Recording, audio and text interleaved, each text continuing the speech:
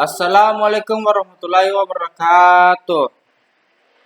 Nama orang Kamarudin akan menjelaskan bab 3 yaitu perkembangan peserta didik. Prinsip-prinsip perkembangan prinsip-prinsip perkembangan. Uraian prinsip-prinsip perkembangan dan aplikasinya. Untuk mendidik anak, para pendidik tidak hanya perlu memahami teori-teori perkembangan, tetapi juga perlu memahami prinsip-prinsip perkembangan yang berlaku pada anak. Karena dengan adanya prinsip-prinsip perkembangan ini bisa diketahui apa sebenarnya hakikat dari anak.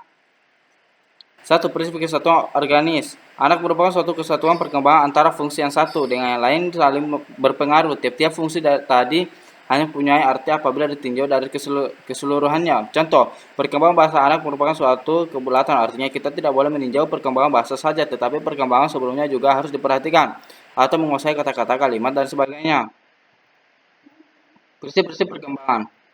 Prinsip 2, yaitu prinsip tempo dan irama perkembangan, menekankan bahwa tiap-tiap individu mempunyai tempo dan irama yang berbeda-beda di dalam perkembangannya. Ada yang cepat, ada yang lambat. Tiap-tiap individu mengikuti pola perkembangan yang umur relatif sama. Meskipun individu mempunyai tempo dan irama perkembangan yang berbeda-beda sesuai dengan potensinya, akan tetapi individu tersebut masih mengikuti garis perkembangan yang umum. Misal A berjalan 1 tahun selisih sedikit, B berjalan 1,5 tahun.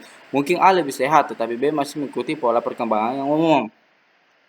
5. Prinsip kematangan. Usaha belajar atau pendidikan yang diberikan oleh pendidik sangat tergantung pada kematangan anak. Artinya di dalam pendidik anak, orang tidak dapat memaksakan materi pendidikan yang melebihi batas tingkat kematangannya. Prinsip interaksi antara pembawaan dan lingkungan saling berpengaruh dalam perkembangan anak. 6. Setiap proses perkembangan terdapat hasrat untuk A. Mempertahankan diri.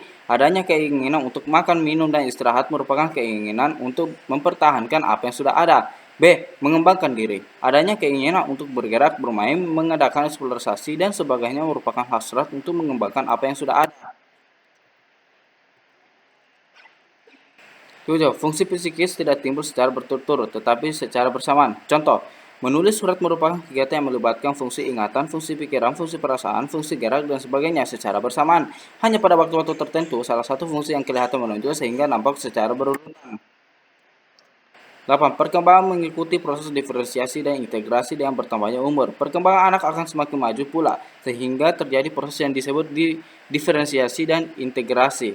9. Pertumbuhan dan perkembangan membutuhkan suatu asuhan atau bimbingan yang dilakukan secara sadar. Hal ini disebabkan pertumbuhan dan perkembangan bukan hanya merupakan proses yang ditimbul dengan sendirinya, tetapi juga karena pengaruh dari luar.